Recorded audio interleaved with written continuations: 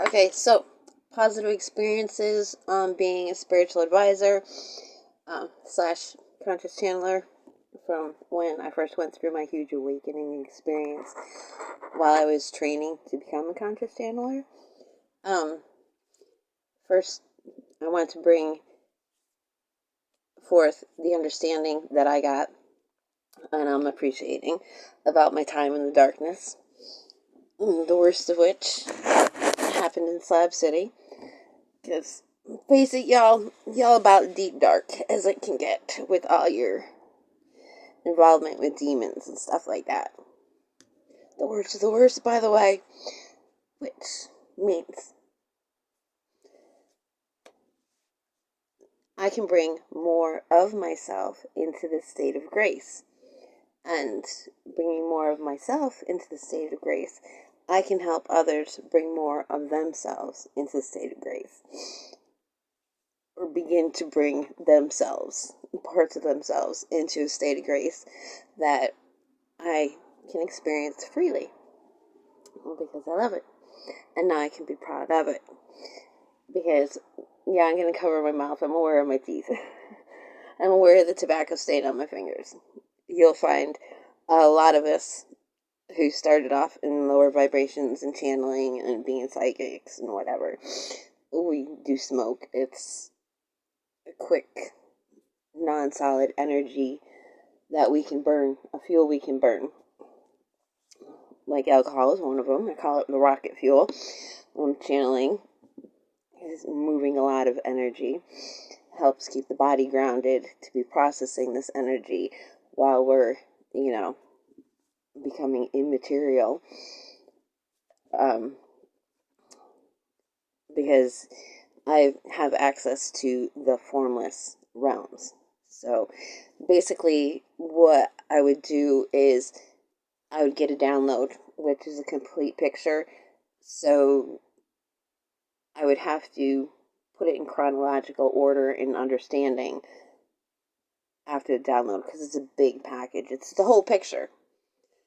And then I have to break it down so that somebody in our timeline can understand it. Make it chronological for them. So, the best experiences from when I was a conscious channeler and a spiritual advisor before, the one who was supposed to play the role of Twin Flame for me was psychic to the stars, like Angelina Jolie, Brad Pitt, Keanu Reeves, that level. And he told me I was the most intuitive person he had ever met. So, that's a little feel-good boost. I have talents, I have skills, I have intuition. That's why Crystal Morningstar was the name I was given. Because a lot of the information that I get is from the Morningstar realms, and it is with crystal clarity. It's not clouded by belief systems, such as, a Christian belief system. I don't have to adhere to that. I can work with other people's belief systems. Put it in the language of their belief system. Whatever principle will help them liberate themselves, help them feel more free, and bring themselves more in a state of grace. So that leads to some of the best experiences that I had. For some reason, I have ties to Egypt. I've never been too much into Egyptology, done a lot of research in it, but I do know that the belief systems over there, if they're Christian, they're Coptic Christian, and that people, they do adhere to, very strong belief systems over there. Women still get circumcised. It's been made against the law, but we know how that goes, especially where strong, long-standing traditions been held. Men cannot be seen with women in a hotel. Things like that still exist over there, or at least did when I was consciously channeling. One interaction I had was from a woman. The first one was a young woman She had gone to college. She had sex with a man there, and, the hopes that he would love her and they would get married and live happily ever after. But once he had sex with her, and this is a theme I've seen more than once. I advised a younger cousin when I was much younger, you're a virgin, that's all he wants. And sure enough, she at 12 years old, 11 or 12, got pregnant, never saw the guy again. Well, I'd warned her that. So this woman in Egypt, she fell for that, and she was suicidal. After conversing with her, maybe I think it was like 6 months to a year later, I got a wedding invitation. She had gone from afraid she would never make a marriage match.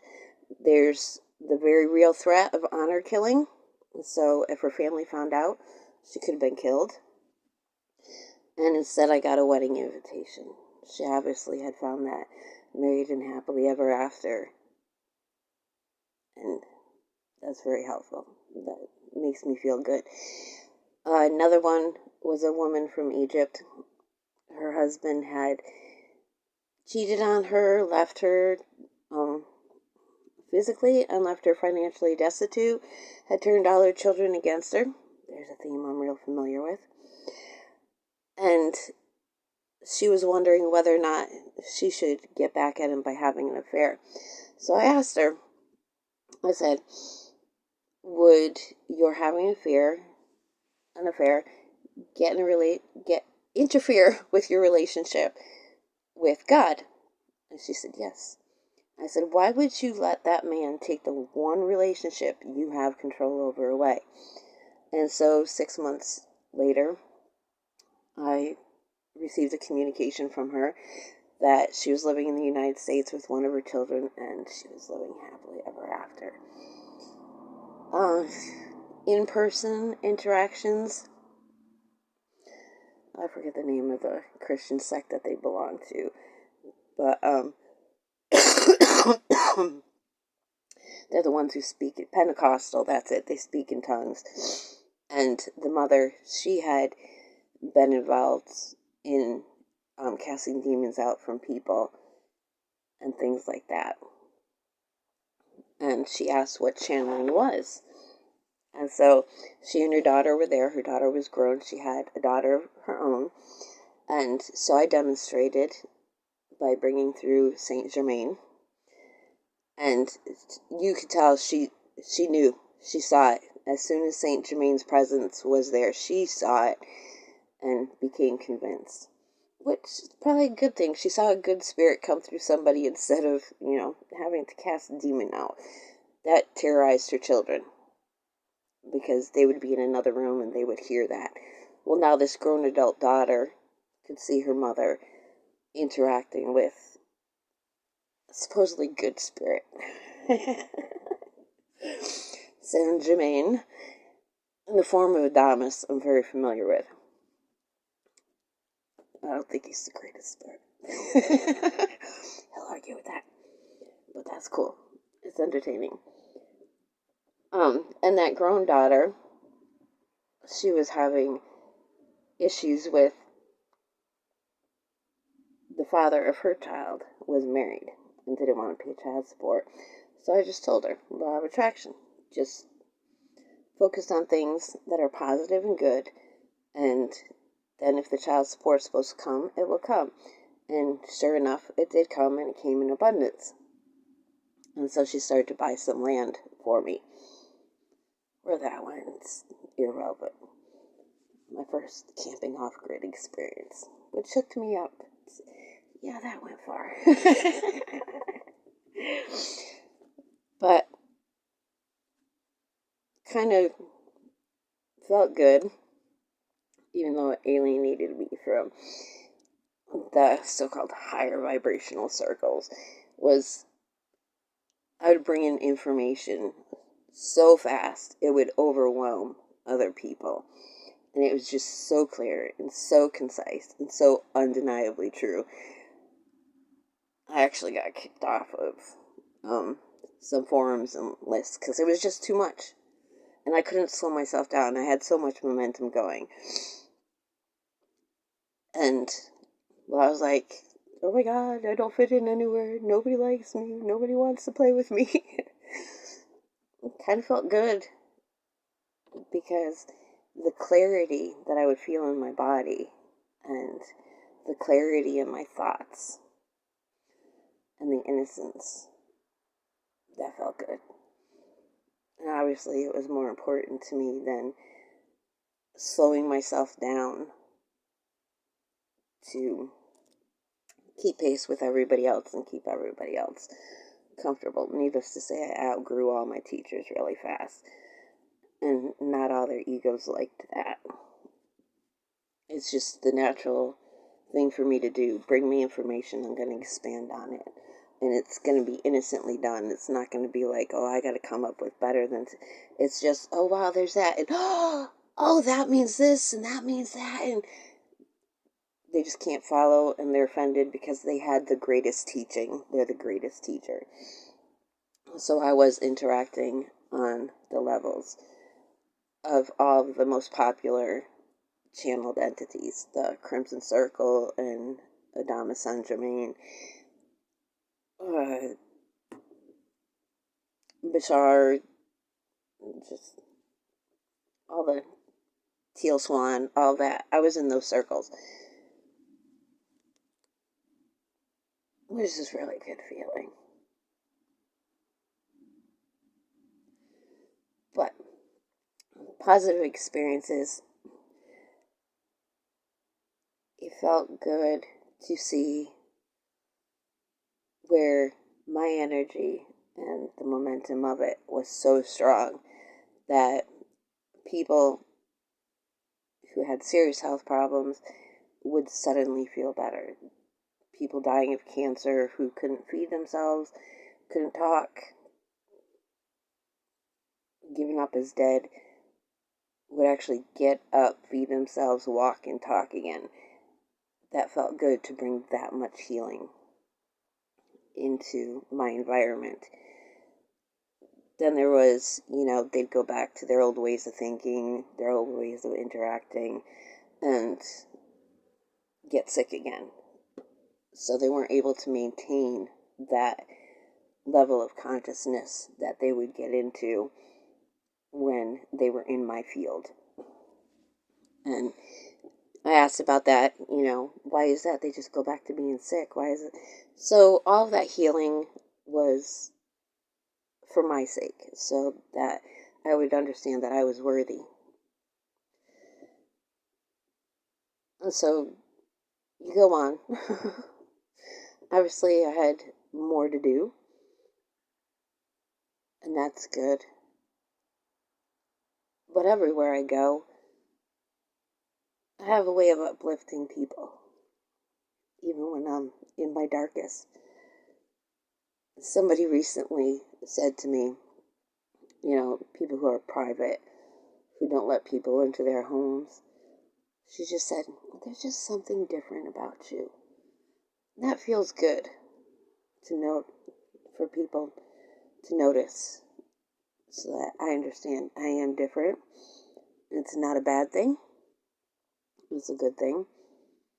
It may not make me friends with everybody, but I spend more time elated and delighted with life than a lot of other people.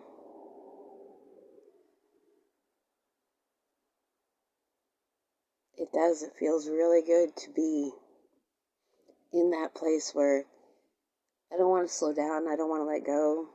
And people will be like, oh, let's go out. Let's have a smoke break. I'll be like, no, this is just so good. It just feels so good. Let's just stay here.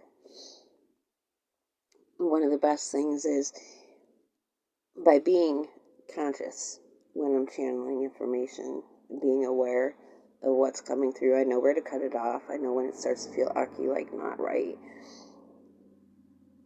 Because as what I'm supposed to be bringing through finishes up, other things try to sneak in on the tail end of it. But it just feels really good to be in that place. I had somebody look at me once ago And I was like, what's wrong? Like, you were levitating. And that feels good. Like when I asked, well, this was when I still had like a Christian idea of things, or I wasn't ready to let go of the Christian mainstream belief system entirely. And I just sat in my chair and I asked, what will it be like when Satan is gone? And I could immediately feel myself lighten up as if I was going to levitate. That feels good to be in that place. And it's warmer too. When I'm channeling all this energy, I heat up. I like being warm. Not desert 120-degree warm, but warm. That fire from inside, it feels good. So those were good experiences and why I enjoy channeling. Bringing through good things. Make me feel proud, or well, don't make me feel, because nobody makes anybody feel anything. We choose how we feel, and we don't always agree with that perception, but it's true. We choose how we feel. So I was given experiences that helped me choose to feel proud of myself, feel good about who I am and how I'm living, and the innocence and grace and childlike. Not getting choked up, coughing again. Getting moisture in my throat, which is a good thing. Oh boy. So yeah, delightful state of being, which is why I want to go back to doing that. And hopefully there are people who would love to support that and love for me to be a part of their experience in bringing themselves and more of themselves into a state of grace. Because it sucks to relate on the depressive level that everybody else is in.